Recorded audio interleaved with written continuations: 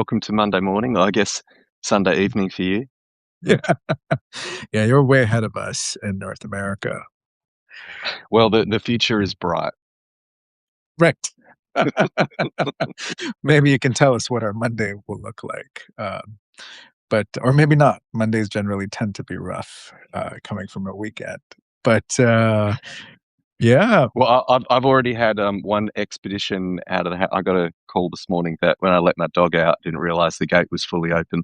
So Archie's already been for his prayer walk and visited neighbours and gone up to the local park. And so I got a call to go pick him up. So that was a bit of fun. That's awesome. Did you just say prayer walk, for your dog? Just to make sure Oh I yeah, heard you. That's yeah, beautiful. yeah, yeah. I don't think dogs know how to walk otherwise, right? It's the rest of us that need the help.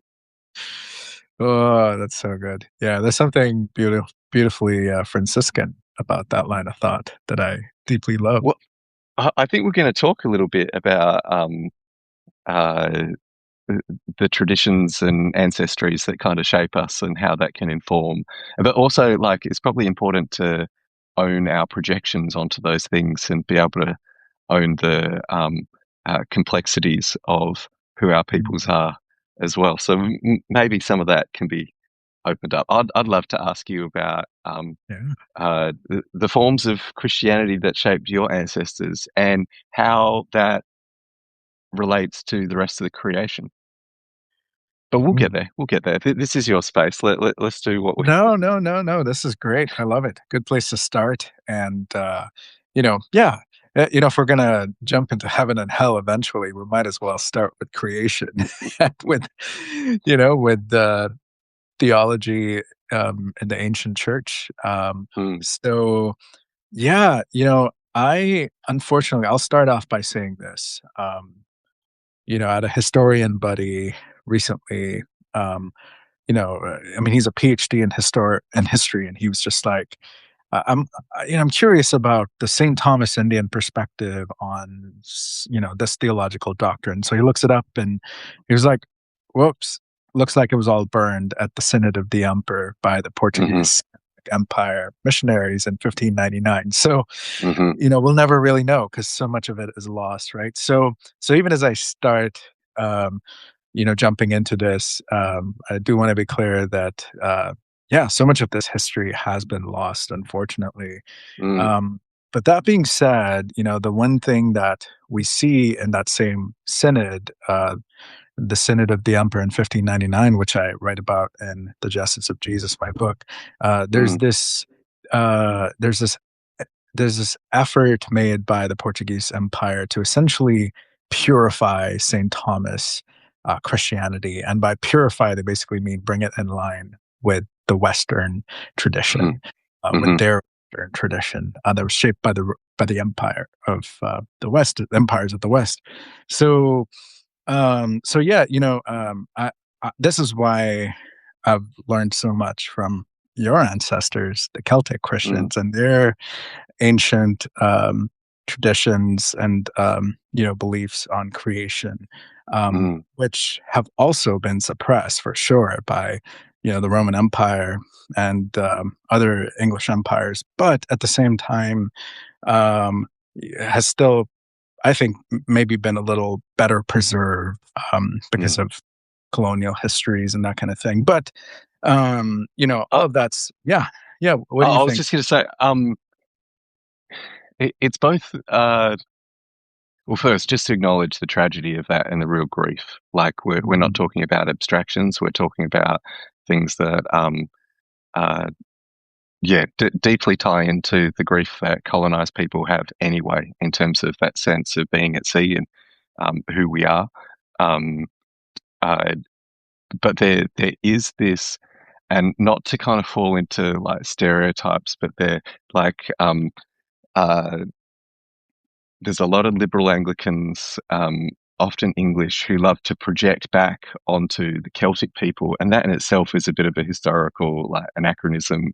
Um, Anything that they didn't experience in the Christianity that they long for, and part mhm, of so I'm fascinated by uh, Christianity from uh, your ancestors and how it connects to the Syriac tradition. And there's a number of traditions that were on the fringes of empire. And so Mm, whether that be the way that the Latin rite differed from the Syriac, that differed from the Greek, that differed from the Coptic, that differed from the Ethiopian.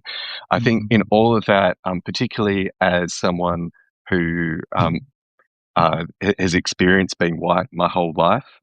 So even though my dad's generation were involved in armed struggle against British colonialism, mm, uh, my reality is that I've grown up living on colonized lands that aren't mine.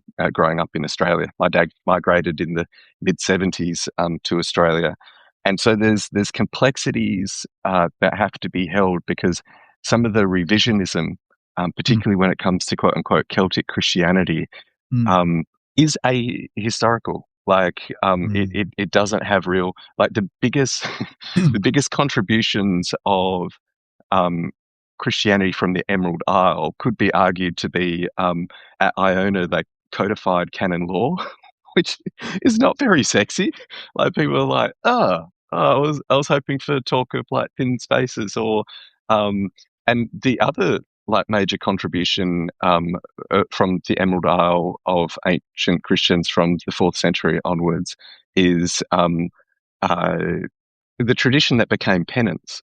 And Mm, what I find fascinating, and I'd love to hear about uh, you seeking to re-inhabit those traditions as well, because what happened for Christianity on the Emerald Isle after the 12th century, when the first English Pope, and I won't get Irish conspiratorial about it being the first and only English Pope that, but uh, the, the Emerald Isle was brought under the reign of Rome and reigned in. mm, Um, and it's easy to tell a simple story that is makes it was an egalitarian utopia of eco spirituality where women were in positions of leadership and it was thoroughly non-violent. Um, when in actual fact, if you spend any time with the with the witness, there is an incredible how to put it.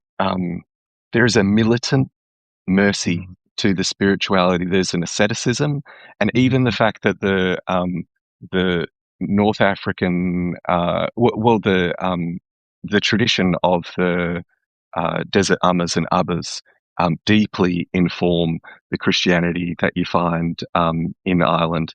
Um, uh, Even that has a fierceness to the spiritual life that doesn't feel like the soft, fluffy talk of shamrocks that people project in on it. And so I want to name all that stuff up front because I Yeah. get super nervous when some people talk about Celtic Christianity. Um, uh, Often because it's completely removed from the struggle of Irish people under colonization.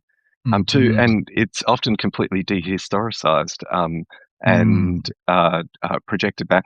So yeah. I'll finish, and then I'd love to hear. But the two temptations that avoid both history and, for me, the connection between history and theology, I think, needs to be rich. I don't think we've got the luxury of like cutting that apart and going, oh no, we're just going to project back onto our past some fable that never actually was Mm, animated and embodied by real people. yeah. And one temptation is kind of the uh, Celtic Christianity was this utopia that we need to go back to, and the other is no, Celtic paganism was, and Christianity is actually the problem. And I think both these readings Yeah. are examples of the myth of the noble savage being projected Mm, onto the Irish. And uh, I think we need to name that up front. yeah. That's good. That's good. I appreciate you naming that and, yeah, claiming, yeah, just claiming acknowledgement that that's a thing, when it comes to your ancestors' tradition there. Mm, Uh, but, the thing I was gonna say, and this is a good tie-in, I think, to where we wanna go tonight. Um, mm, I wanna go back to 1599, the Synod of the Emperor, mm, Portuguese Catholic Empire, calls together the Synod to, label a bunch of ancient St. Thomas doctrines as heresy, to burn a bunch of our documents, mm, um, and liturgies and that kind of thing, and which was all in Syriac. Um, and over the course of that, one of the things that I hone in on is this thing that I talk about in the book as well. It's called the Law of St. Thomas. Um, and so much of my work, I think, is now focused on the recovery of that, because the Law of St. Thomas is really the antidote, I think, to Christian supremacy that we now hmm see in the yeah, West, and specifically around ideas of heaven and hell, that are mm, also tied to creation. So, the Law of St. Thomas, and I cite this in my book, is essentially, um, a very hopeful form of Christian universalism, mm, that the St. Thomas tradition believed it received directly from Thomas. It has flexibility. It's not a rigid law, but basically says that, in the end days, when Jesus returns to judge the living and the dead, as the creeds teach mm, us, um, everyone will ultimately be reconciled to Christ mhm. through whatever Yeah, means of divine every revelation. knee will bow. Yeah. Yes, every knee will bow. Yeah. Absolutely. As scripture teaches, right? And Yeah. and through whatever means of divine revelation has been made available to them in creation, but through Christ ultimately, so it is rooted in nothing but the blood of Jesus, and Jesus, right? But that was a thing that the Portuguese Empire just couldn't have us believing, because um, that's a very unifying way of looking at Yeah. heaven and hell, Yeah. that doesn't jive well with the divide and conquer ways of empire. And they needed to Yeah. keep our imaginations divided so that they could, steal our wealth ultimately, Yeah, and our totally. resources. So Yeah.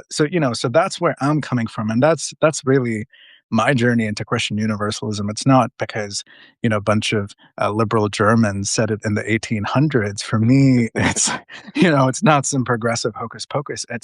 This is ancient Christianity, Mm, and this was the theology of my ancestors that was so offensive to the empires that came to conquer and divide them, to steal their resources. So anyway, as I mm. share that, how does that land with, how you're processing topics of Christian supremacy, heaven, hell, things like that? Yeah, thanks, mate. It's beautiful, and congrats on the book. I like, I have a little praise break every time I see how well it's doing. Thanks for continuing to share little shots from a multinational corporation we shall not name, but many of us are forced to get texts from there because we can't find them anywhere. And it's so beautiful to see that people are being exposed to this.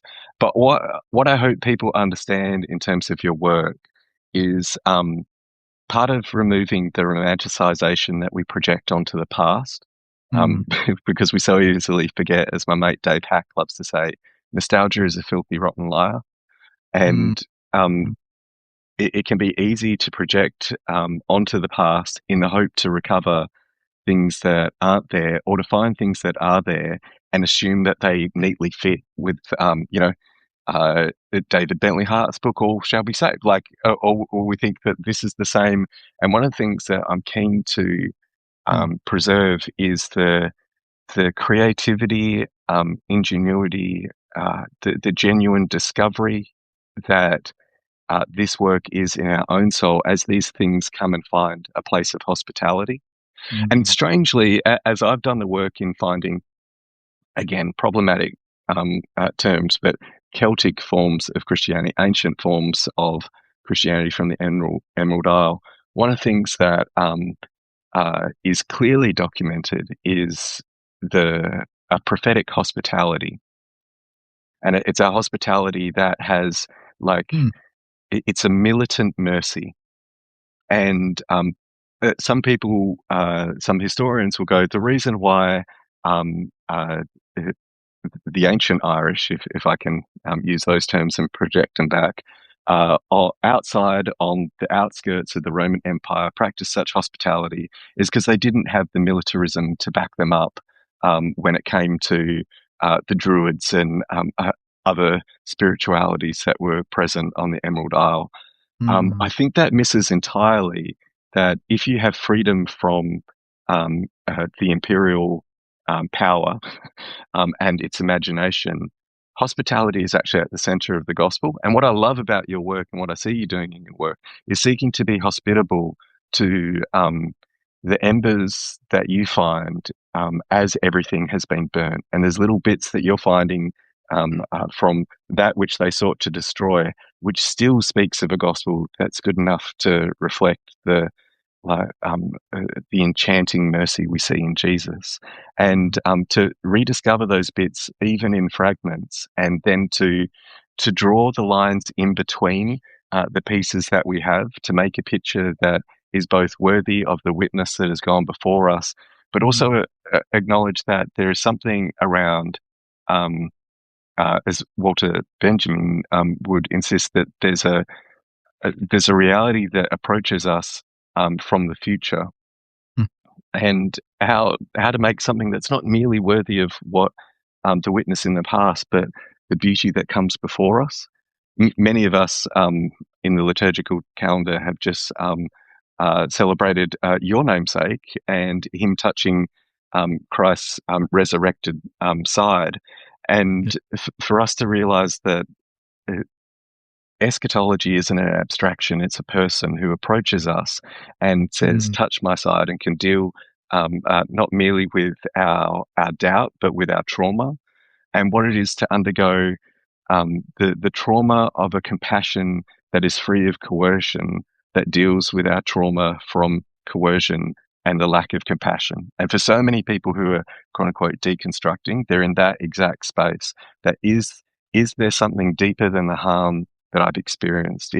mm, Is there a power that is more poignant than the wounds that I carry?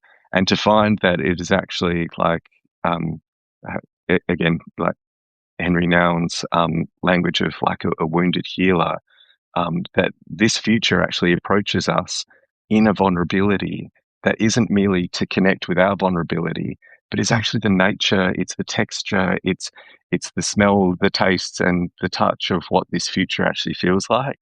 wow. Some of us would want to insist on using language that this is about nonviolent eschatologies, that this is Mhm, about that the only apocalypse we get is Christ and Him crucified, which is not something that the Father does to the Son, but how the Son reveals the Father. And once mm, we're able to start making that connection, our conversations with that which lies in the past have a different quality to it. They have a different. Um, we don't need to be nervous about reconstructing something that fits with how I need to heal now. We can be honest about. yeah, I think if I was to encounter, whether we're talking about St. Bridget or St. mm, Brendan or St. Padraig, Patrick, uh, uh, there would be a staunchness to them. And maybe this is interesting in terms of what it reveals about their eschatology as well, because I'm dealing with fragments. mm, This question that you raised, and I was like, wow, that's really rich. How do I bring my? I'm not sure I've done the work until uh, brought the work together rather till you said let's have a conversation about decolonizing and heaven and hell and making it personal. How to have the conversation with these figures who like a lot of people make time for the ancient Irish and their ability to incorporate elements of paganism rather than destroy them. mm, And some people, those two camps that I named, the two temptations, one side is like, yes, this is a paganism that is a utopia that survives, get rid of the Christian stuff. And others are like, no, this is a Christianity that needs to be rid of that paganism. And in fact, I actually think it's not merely conversations of decolonization, it's conversations of decoloniality and what it mm, is to move from not just post-political processes to regain imagination, but what are the ways of being? What are the ways of knowing? What are the stories that animate that are deeper than those stories, that are living wisdoms that we contain. And Mm. sometimes we contain those living wisdoms in ongoing trauma our families sharing. Mm. And so, do you know the story? There's a story of St. Padraig kicking over an idol that was used. I'm trying to actually find the. I wrote down the gale for it, and I Okay. can't find it right now. But And there was a. just to clarify, a is Patrick St. Patrick, are they the same person? Is yeah, that the yeah. more So chaotic? Patrick is the anglicized. But Right. you know what? I mean, these are important parts of the story as well, my friend. Like, in terms of the name that he would have been given, because he's from where we would now name as Wales. I get Right. really annoyed when people say, because he was actually English. Sorry, friends, English wasn't a thing then. Like, if you want to say like ancient Britannia, maybe, but like Mm. London wasn't London yet. What was it like? Londinia. Like Yeah. it was a Latin um, uh, far outreach of the Roman Empire, Yeah. and Patrick wasn't from. So his actual name in the Latin is something like uh, is it like Patricius or something like that? It's a Latin form of Patrick. Interesting. Um, and again, this is part of the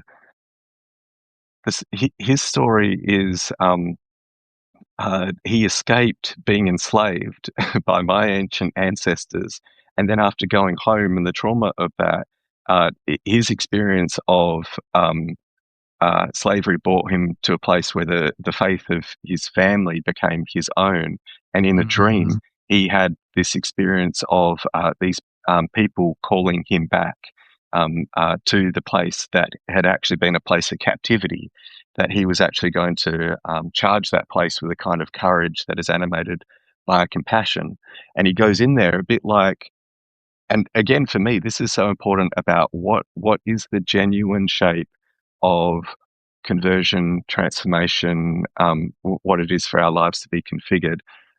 Like the Apostle Saul slash Paul, it is not an abandoning of what has animated him, but the transformation of it. Where you find him at at Mars Hill in Acts 17, and the stories that have animated his childhood about smashing idols, he is then finding the idols to the unknown God. So deep is his experience of a non coercive creator that now he can go to the very things that he once pushed against and Mm. find the little signs of God already being present and what it is to humbly come alongside and fill out that story that points to the vulnerability of a crucified Christ as fulfilling all people's stories.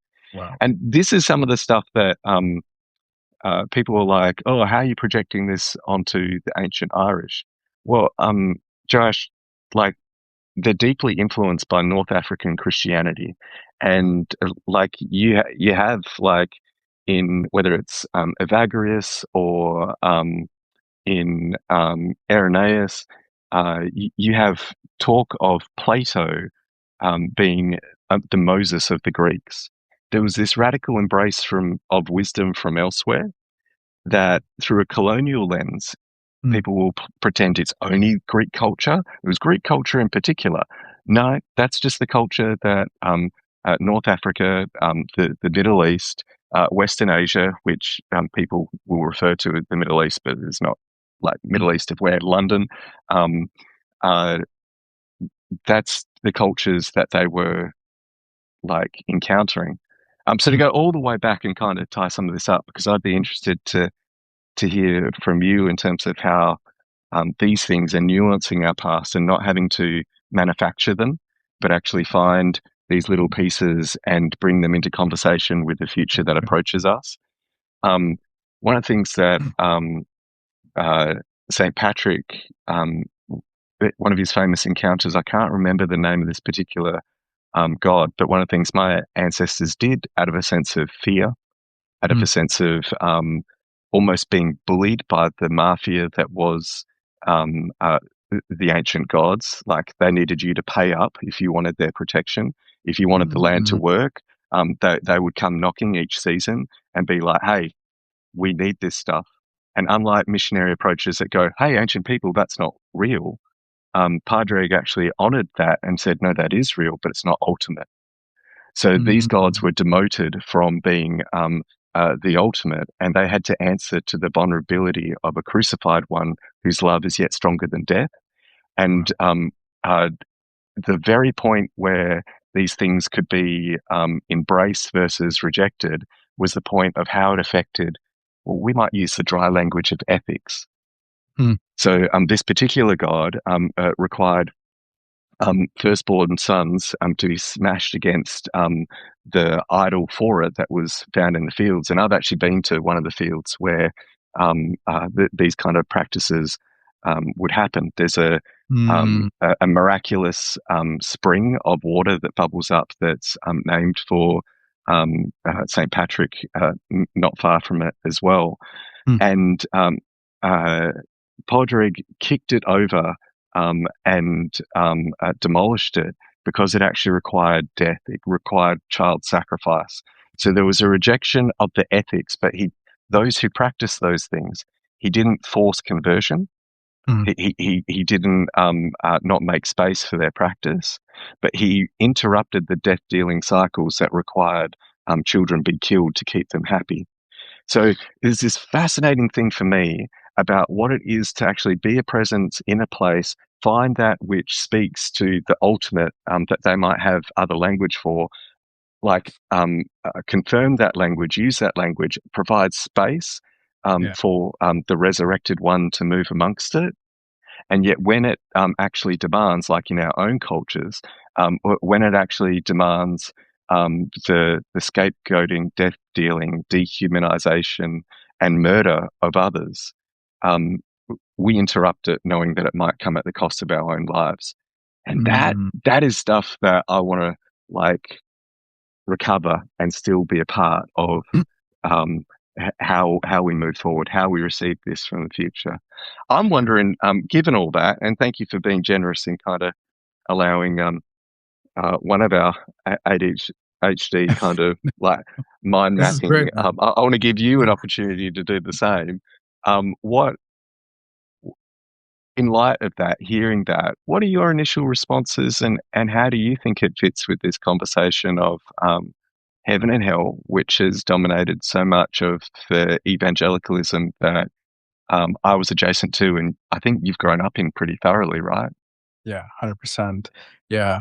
Um, you know, what comes to mind for me is, um, like, what I hear you saying so clearly is that our traumas and our ancestors' traumas have so deeply shaped the way we understand creator God and neighbor. Mm, Um, and this is also true with the story of my ancestors, and also our understanding of heaven and hell. This is maybe why we didn't have those funky atonement theories in 1599, and mm, the Portuguese did, right? Coming hmm. from environments like that. Now we had other things going on, other systems of empire that we participated in southern India, like the oppressive caste system that we Sure. benefited of. Yeah, And that's fascinating. Yeah, yeah, yeah. So speaking of complexities there, and as you're being yeah. honest about your Well, ancestor, and I yeah, really appreciate you saying so, Josh, because it's often when we feel under attack and that there is no place for the little bits that we've been able to recover, and people are like, get rid of them. There's no way we're going to mention the stuff that actually needs transformation. mm, But this is the stuff where it's really powerful and often more revealing. So I really appreciate mm, you saying so. yeah, yeah, no, no. I mean, I appreciate that, and something I've realized, even the more I talk about my St. Thomas identity. I mean, obviously, you've got the JD Vance Roman Catholic converts who, try to jump in and are like, "Who do you report to? Are you in communion with the Pope?" And try to like check my apostolic lines of succession there. As if that's more powerful. Yeah. And the funny thing is, I've got like I've got friends, dear friends who I walk in relationship with who are Jesuit priests and Catholic Mm, priests, hmm. and the grace I've always experienced from ordained Catholics is just Yeah. so different from, or even cradle Catholics. It's just so different from like the converts, who are so zealous and, And uh, and this in part is that exact conversation, right? Like yeah. if we don't deal with the shadow side, uh, we will find new robes to wear, while Mm, we're actually clothing the same dynamics that we've brought from like a different fundamentalism. yeah. And I mean, the irony of a JD Vance Catholic asking you about, do you answer to the Pope? It's like, would JD Vance please answer to the Pope, please? Like, I mean, my goodness. That's exactly it, right? But something else I've started to see surface the more I talk about the good parts of St. Thomas history is, other Indian Christians, not from the St. Thomas tradition, Hmm. and often converts of missionaries, Yeah. who from lower caste backgrounds who say things like, Yes. "My ancestors had to escape the system that your ancestor like profited off of," right? And often they assume that I won't acknowledge that because that's what they're accustomed to, and I Hmm. immediately disarm that by saying, "Absolutely, and please go read everything else I've written, including my book, where I'm very honest about this." And that just then somehow, disillusions, disarms them. But even that, I think, in many ways, is a product of colonialism and the divide and Yep. conquer mindset. Like, we're going to create our own Christians who are going to be pure Christians, and Hmm. including by stealing from your churches, and we're going to make them Yep. look down on you, right? So even, I'm a fifth generation Pentecostal on my dad's side. We're all St. Thomas Mm. Christians, but Hmm. so many of the folks in my dad's generation would have this view that the first believers in the family were the Pentecostals, the Brethren Yeah. people, 4 or 5 Yeah. Yeah. generations ago. Yeah, everyone else before that, yeah, and so even And that's a result of colonialism. Yeah. and even the complexity of finding sized forms of your name to seek to fit in under British Raj, to maintain that special place, which is still under, but it's not on the bottom, and the complexities of uh, like whenever people are like, there is no place for ancient paganism or anything that doesn't come through. Basically, what they mean is like um, uh, European kind of. It's like, I mean, even my last name McKenna, like, is literally Mac, son of. Most people know that, but Mukunda is the devotee of the fire worshipper. So I'm son of the Mhm. fire worshipper, or the which I still, I mean, I'll still take that. It's a Yeah. prophetic word, like. But these are what I love about this conversation that we're having right now in real time is that I think sometimes it's like when people find out that my mum's side of the family are Jewish, there is this fetishization and, Mm, oh, you have some special, and it's like, it's it's still white supremacy. Only you've turned me into like like, ooh, a leprechaun person. Give us access to your ancient Celtic Christianity. And mhm, really, it's like they're saying, I read a book by a liberal Anglican who projected their love of creation onto the harsh asceticism of the 6th century. Would you please affirm that without it actually requiring me to sell all I have and live my life for the poor? It's like, mm, mm. no, the latter has got more to do with St. Brendan and St. Bridget than Yeah, the former. I'm sorry, it just so good. does. So good. No, man, I appreciate that so much. And yeah, but essentially I think the takeaway from this part of the conversation is that, um, you know, there's beauty in all of our ancestors' stories, but there's also trauma that's shaped our understanding of God, right? Totally.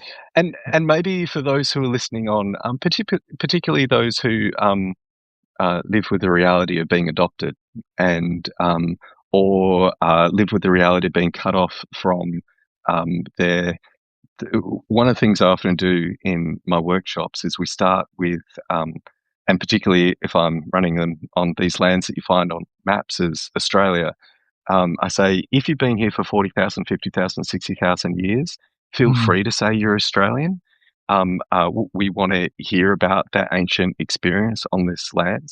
Otherwise, I ask you to actually share your name and where your name is from. If you can mm, name the continent that your name is from, if you can name a particular country that is now in the place that your name is from, and if yeah. you can't name those things, would you give us the gift of holding the ache of not knowing? Because all of us also experience that ache, and it's more, um, it's made public by those whose stories are adoption. And the importance of that is it breaks this I'm an American, or I'm a Mm, Canadian, or I'm an Australian, or whatever, like as if there is this default factory settings for the societies we participate in that is me as opposed to you, and mm, you're exotic. Because, I mean, some people are PKs, preachers' kids. I'm an MK. I'm a monk's kid. My dad left a monastery in the south of Ireland in the 70s to migrate to Australia, where the rest of his seven brothers and four sisters had already moved with um, uh, their parents. So, yeah. if nothing else, that's a sign that it's an Irish Catholic family.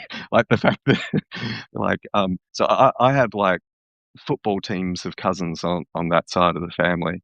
Wow. But no one ever asks where I'm from. Mm, My eldest son, who is clearly tall, dark, and handsome, he grew up being asked all the time, like, "Are you Aboriginal? Are you from elsewhere?" No one asks. And part of the importance of people discovering who they were before they were white mm, is the fragility of whiteness places itself at the center of the story as a default factory setting because it is a fiction. And it's until you can connect with the grief of the places that we were from and go, okay, so what does it mean that my ancestors were Dutch?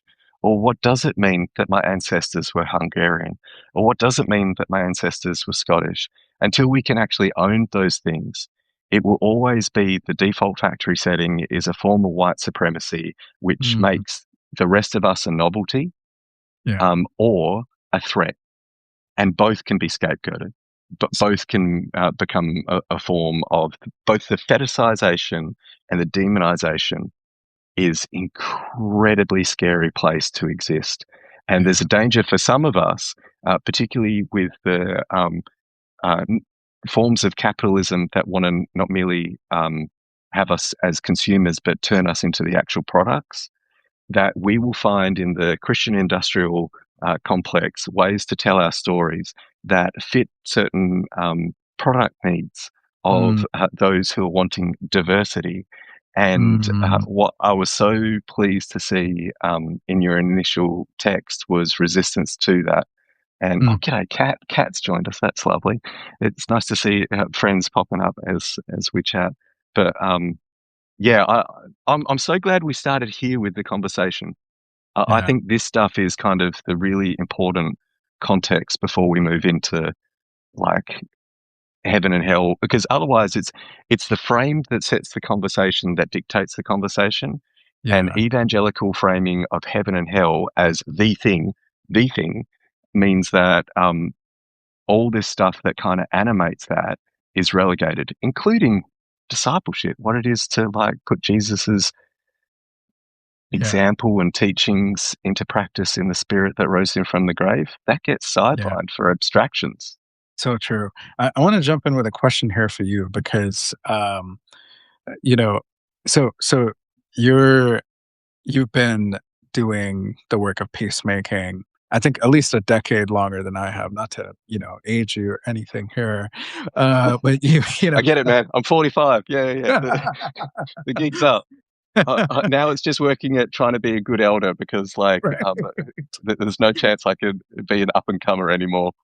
Well, that's beautiful. I mean, even that self-awareness and yeah, just thinking about the future at 45 shows a lot of humility, and that's the person I knew you to be. But, you know, yeah, I'm really curious from your perspective, how what's the intersection here between um, atonement theories? Like we've talked about how they're shaped by trauma, Mm. But what's the connection that you see there between, how we view topics like heaven and hell and the implications that has on things like child development or, Oh yeah. um, the way we Oh mate. ourselves towards marginalized communities around us. Yeah, tell us a little bit about that connection that you've seen from, your long time doing this work. Yeah, it's a single garment, much like that which Jesus was wrapped in that they gambled for. Mm, It's a single garment, and part of the worth of it, while the soldiers weren't prepared to like tear it, and is that it's completely connected. And if we can bring that into our theology and cosmology, we start to understand that any healing we're doing is healing for everything. And so instead of this, like, are you healed enough to do the outer work? Or are you doing mm, enough outer work that you can afford the luxury of inner mhm, healing? All of that kind of way of putting things together speaks to the damage that needs to be healed mm. more than it does to deliverance. Wow. The, all healing is political. I mean, this is a gift of like second wave feminism. The personal Mm, is political, right? Like, we all need to be reminded of that all the time. What we do in private, Jesus insists, actually forms our public life. The mm, importance of not being found on street corners making a big deal isn't that there's no reward. Our Lord would mm, teach that the reward is just people think you're super spiro, as we'd say in Australia, but really spiritual. Like people are like, oh, they're pretty spiritual, and that's it. That's the only. There's no transformation. There's no actually deeper participation. mm, There's no acknowledgement of that single garment. And mm, once we start to realize that um, any quote unquote theory of atonement or theology of eschatology or any other aspect, if it sits in the abstract and is not connected to what shows up in our dreams, it is not mm, actually connected to our own story. And so there are ways of answering this question mm, which are become competitions of how early we arrived. And one of the mm, gifts of like now being 45 is realizing people arrived a lot earlier than us. Um, and that's a wonderful thing. yeah. And connecting the dots is different from actually living from the image that's emerging from them. Mm, And mm, what it is to actually become a person of prayer, like what it is to refuse to turn um, uh, what is the Spirit's work in our lives into a product to, and then justify it under language of influence and all the rest. It is actually the work of hiddenness, which forms us in such a way that we become generative and have something to offer. And so, mm, like Dr. King's language that we're all held together in a single garment of destiny, whatever affects one directly affects all indirectly, is mhm, actually the nature of creation. And mm, it's also the nature of community. mm, And when we move from, um, am I right? Do I have the answers? Have I got it all together? To instead identifying that anybody who finds themselves in the prison industrial complex, the reality of what their life has expressed that led them to being locked up is mm, directly connected to me. mm, And when Abraham Joshua Heschel says that few are guilty but all is responsible, he's mm, pointing to this reality that this is what the Orthodox would insist on because of their continuity with ancient forms of Christianity, your ancestors and mine, um, that actually salvation isn't an individual project, mm, it is a collective reality.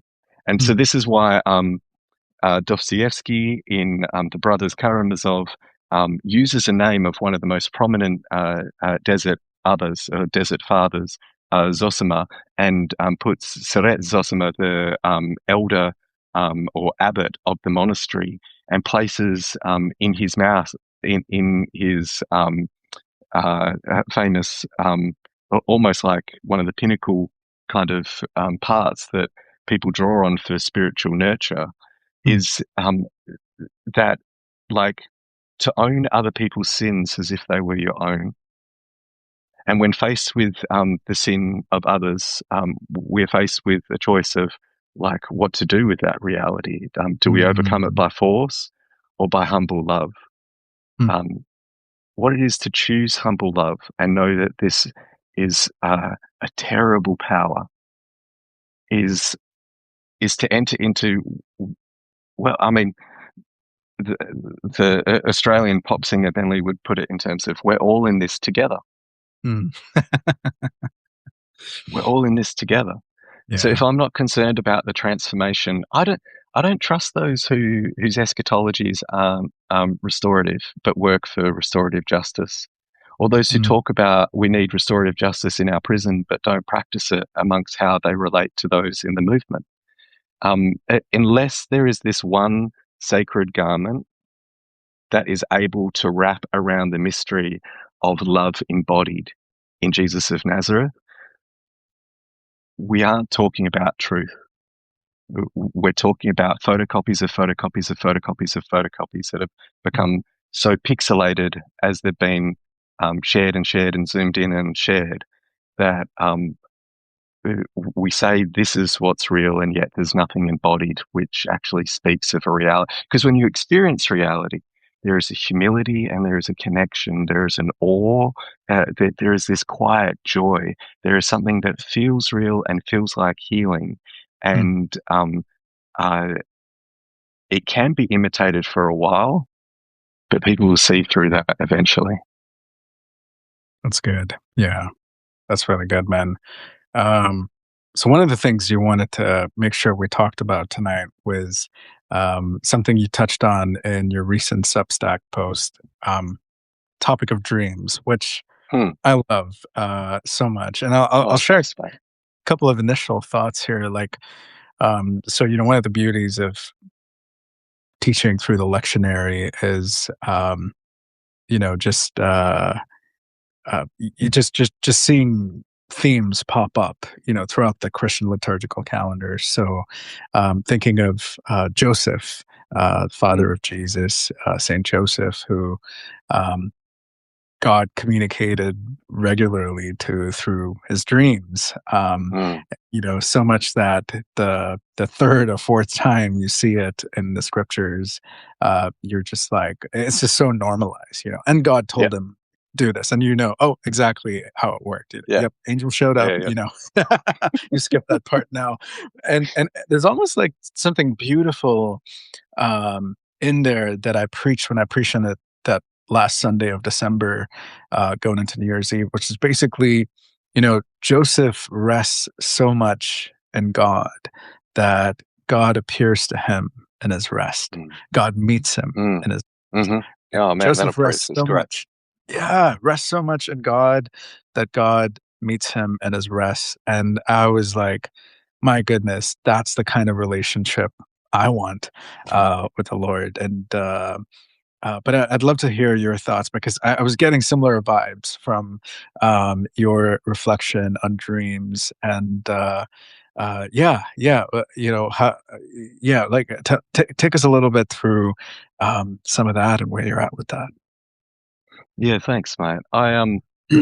Uh, what's been really lovely for me is seeing that that piece in particular has meant so much to. I've had two people in particular. Some people have been kind enough to leave comments at the bottom, which is always wonderful. Two people that contacted me in private just to say how much that has been transformational for them, Mm, because they've come out of cultures that talk about a lot about um, hearing from God, and there's this real mm, pressure around uh, like what that is, um, and there can be a really beautiful. I mean, you're descended from five generations of Pentecostals. You know that that world. mm, There can be something really beautiful there, and there can also be um, a brutality, a coercion, a lack of self awareness, not yeah. being able to discern the difference between what is something that is just my soul ministering to myself Mm, versus what is genuinely something that's from the Holy Spirit versus what is something that is actually. Uh, yeah, I talk at length about Tertullian and his criteria for dreams, and he talks about Mm, that which is from the divine, that which is from our soul, and that which is from daemons. And mm. daemons is a kind of I use that translation because he is talking about a reality that isn't simply like demons that you find in the New Testament. It's this I just thought tradition, I just thought that was an Australian pronunciation of demons, by right? the way. it's it's a subtlety that you find in the patristics that it's talking Ah, about, and in the desert um, ummas and ubbas, mm, and the monastic tradition which grows out of St. Anthony and his witness, mm, um, as one of the main kind of people that many think of when they think of that tradition. Um, that it's also naming subtle psychological realities. And so mm, this is part of, to go back to ancient forms of Celtic Christianity, part of the brilliance of a thoroughly nonviolent way of engaging and affirming these realities as not being evil, mm, but rather. So even in Origin, there's this passage where Origin talks about the these springs that bubble up and that they're attended to by spirits. mm, And on a surface reading, it seems like a form of animism.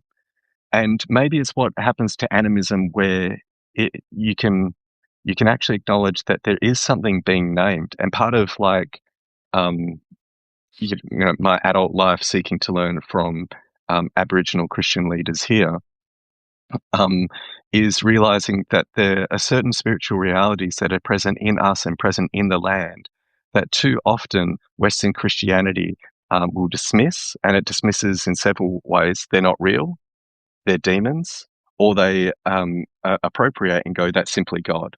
And mm, actually, there is a mm, cosmology that is missing from much of Western Christianity that is present, and part of the attraction, I think, of a lot of people to ancient Orthodoxy or Catholicism um, is actually finding cosmologies that are rich enough. This is David Bentley Hart's like fixation, fascination, and insistence that if anything should be added to the canon of orthodoxy, it's the requirement to believe in fairies.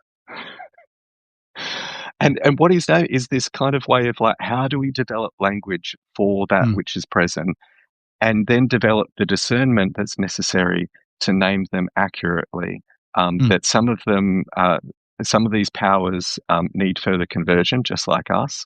Some of them can minister, but what is it to actually relate to animals? Not as a category where we go, I know what a kangaroo is. It's this abstract out there. When if I'm awake at 11 o'clock at night, it's actually what sits out there and underneath the lemon tree and like eats the grass just there. That's the real thing versus the abstraction that sits in. mm, And the reality of that particular Yonga in Noongar is their own journey in terms of, if we want to use the language of surrender to what is real, or mm, theosis, participation in the life of God, that yeah, it is possible to discern a relationship as it is with any person of where they are in that, and what is it to foster goodness between. You're like, mm, Jarrod, I asked about dreams and now you're talking about discernment. I'm convinced that our dreams are the training ground for all of us for this work. I start the article talking about over 100 times in the scriptures, God speaks to people through dreams. And my contention is that is still true. mhm, And with Thomas Aquinas, looking to um, Maimonides, and then to the 200 years after the Renaissance in the Islamic Golden Age, the everybody moved to Aristotle as being like it's about our senses and what we can rationally know. And then when you get to Descartes later, that like just gets on crack, and it's like Red Bull, like post Enlightenment, and it's like mm, we are brains that happen to have bodies instead of we're embodied realities. And so dreams disappeared from much of monotheism's spiritual practices with Aristotle being placed at the center of how we think. Mm, And if we pay attention to these practices again, we can realize that we all do this work. And you might not identify as a creative, your neighbor might not identify as a creative, but your soul and their soul, my soul, don't know that when we sleep. mm, We are all artists when we sleep, and we take a palette of our experience from our days and we paint things that we have denied about ourselves, that has stayed in our periphery, sometimes deliberately, and these things that our mm, soul wants us to pay attention to.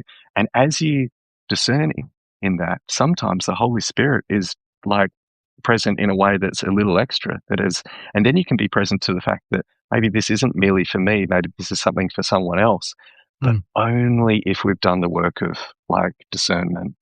We've got to, as the Jesuits insist, drawing on the language of First John, we've got to test the spirits. And mm, if we don't test the spirits, what will end up happening is God told me this for you.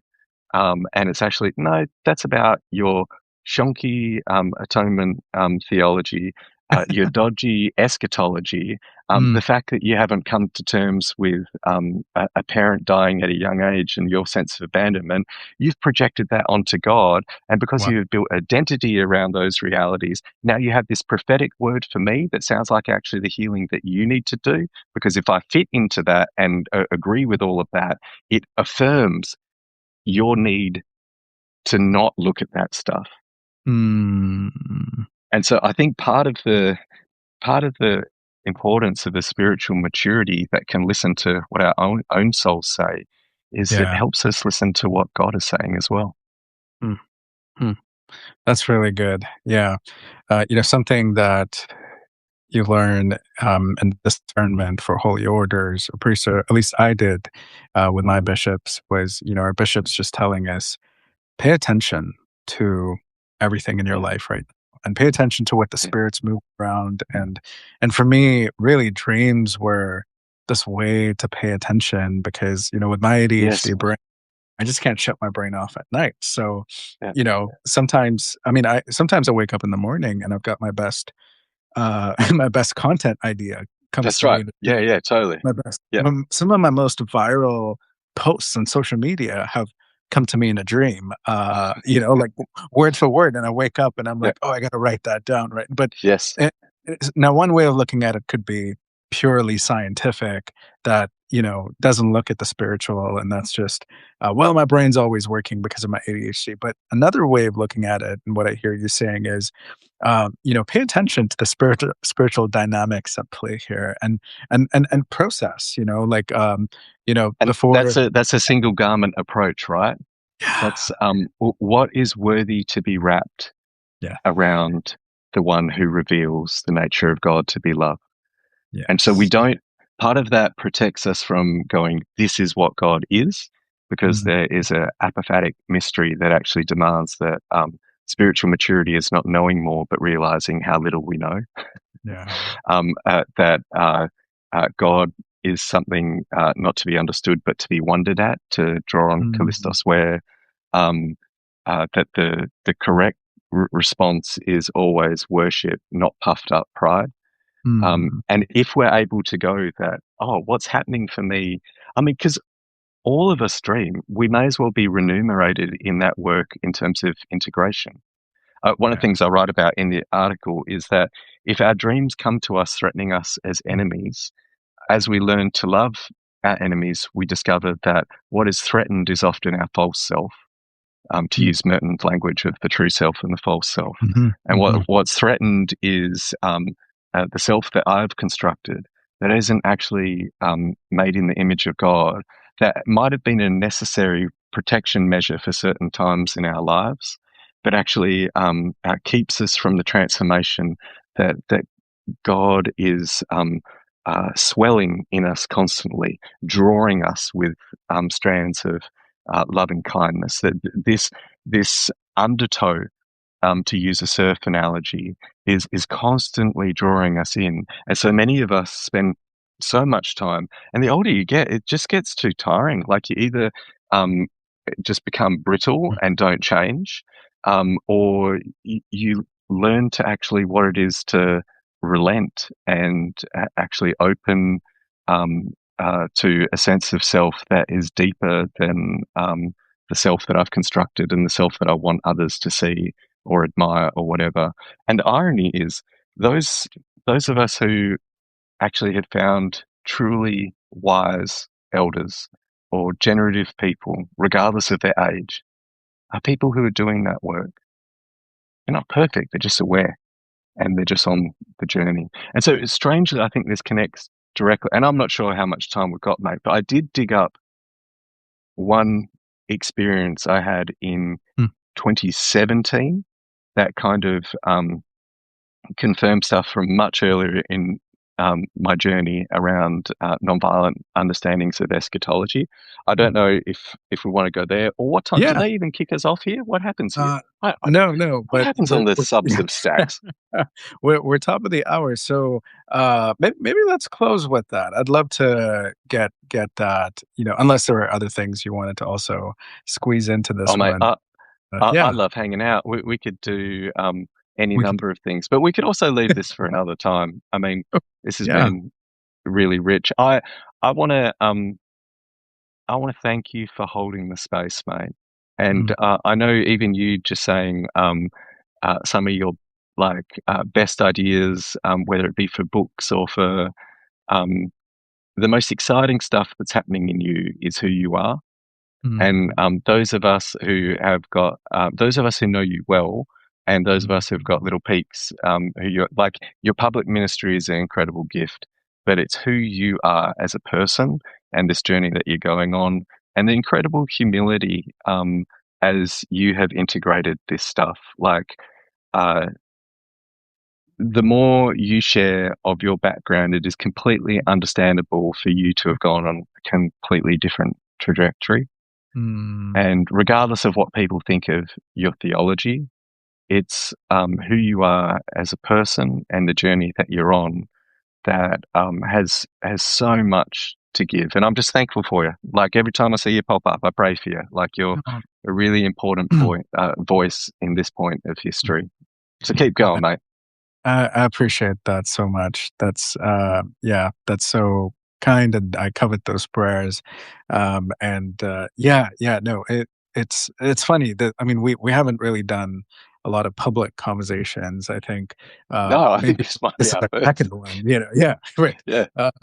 First one on Oh, Substack. partly because Yes. I forgot the one I was supposed to do for St. Stephen's University. Oh, Oh my goodness, that was the worst. I had a clash, and I was so sad to miss out on that. Particularly no, that's any chance to hang with our brother Steve as well, in yes, South Africa. Like I yeah, love that fella. So I'm yeah. sorry I missed that one. No, no, no, but what I'm really grateful for is the friendship we've built over the years, and, usually these conversations are just like, you FaceTiming me, not even FaceTiming, like Instagram video messaging me while you're driving, uh, That's right. somewhere, dropping your kids off to school or something like that. So Yeah. so this is nice to be able to actually invite others into this conversation, and, man, I'm just so grateful for you, your wisdom, your character. Yeah, you've really been, like a mentor voice in my a corner. Someone I just Right. bounce ideas off of, process really difficult things with, and yeah, you've just had a really priestly presence in my life with, Right. and I see, I was thinking of the text today that I preached on as well. Thomas and his conversation with Jesus, and Mm. yes, there's welcome where people are, but there's also calling people up to be transformed into the image of Christ, right? So yes, Jesus welcomes Thomas's doubt, and we often just stop there. But there's also a bit of an uncomfortable challenge of, hey, there's space for you as you are, come as you are, and at the same time, let me call you up into something. Yeah, Um, mate. here, and I see that in the way you engage with everyone, including myself. So just really grateful to be in relationship with you, and yeah, thank you everyone else for joining it. But we want to hear the dream, Brenda says. Well, maybe we should make another time just for that, Brenda, where we can that have those because the we kind of touched on heaven and hell, but we didn't quite get there. And what I'd love to be able to do is spell out for people that like heaven and hell have the same postcode, Mm, yep. and and be able to bring people into some experiences, some dreams, which kind of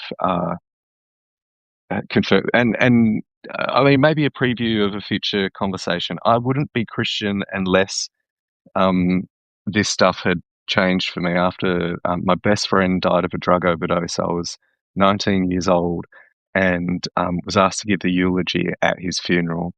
And when my sister and myself came to faith in a house church my parents were a part of, they joked that it was Fundamentalism Anonymous. They'd left a painful background and they still use that language for that period of their life that were part of Fundamentalists Anonymous. And Wow. Mm, so this little house church, which mm, was then deconstructing in the 90s, a painful, horrible experience of church, grew into a church of about 300 people. And there were only four of us in the youth group, Joash. And then we started inviting our mates. mm, And only eight of us, by the time I'm in my final year of high school, there's a youth group of over 150 kids, with only eight of us having Christian parents. And we saw so many people come to faith, so many of our mates come to faith. And I mm, always thought my best friend Steve, I prayed for him daily that he was definitely I was gonna baptize him like I baptized so many of my friends where we surfed. The whole church would come out on the beach, um, and instead Steve died with a needle in his arm. And people said things to mm, me like, "Well, you don't know where his heart was in those final moments." mm, And I wrote at the time, this is me 19 years old, if Steve's final thoughts weren't about God and God sends him to hell because of that, that makes me more compassionate than God. And that makes no sense at all. And so if people want to return for a conversation, I'm happy to kind of share the journey I've been now at 45 from that experience where I realized the whole heaven and hell thing didn't mm, work for me, and I was wanting to follow Jesus, but I had to work through the realities of maybe like a lot of people that might have experienced theologies that have never been explicitly articulated like this. But it's like, Jesus loves me, this I know, mm. yet his father, what's up with him though? And like that reality, and how that plugs into uh, how we conceptualize heaven and hell, particularly given how it's been sold. And as you brilliantly point out, whether we're talking about the Portuguese in the 15th century or we're talking about American empire right now, Mm, um, mm, the CIA have deliberately undercut liberation theology around the world to have evangelical forms of theology that run on the fear of heaven and hell. And yep. it's not that Jesus doesn't feature in those theologies, but he features as a mechanism that something must be done to, instead of the Messiah who actually reveals who God is and where the world is going. And so, all of that may be like um, next week in our next episode with Joash and Jarrod. Way to just build anticipation there. You know, like what a note to end on. I mean, I'm definitely going to be back to continue the conversation. You have me hooked Oh, now. that'd be fun. But I would really love to pick the conversation back up. We're talking about liberation theology and how that's been a threat to the American empire and how evangelicalism was raised up as this proxy. My goodness, Ooh. much needed conversation. So let's actually plan to And it's reconnect all on that. documented. The CIA have documented. Like this isn't like conspiratorial Right, kind of. right. This is actually. And what does it mean for those of us who have grown up adjacent Yeah. or have grown up in those worlds that we've grown up inheriting a spirituality which a certain empire has said is helpful for their hegemony to like increase and their power to be solidified? And how do we actually find something that looks a little bit more like Jesus and the journey Yeah. he wants to bring us on instead? So true. Yeah. And empires always document, which is really where I find my sources on the Portuguese Empire with my ancestors, Right, like right. the Yeah. audacity of empires to do that. But man, this has been so great. Let's definitely pick this back up and dreams as well. Yes, And we will dream continue. sprint. Okay, dream. And thank you all for jumping in the chat, Rachel, Yeah, thanks all. Bill It's been fun. Lazar. Yeah, just really grateful. And we will see you soon on the other side. Thank you, Beth. Blessings all. Thank you, friends. See ya.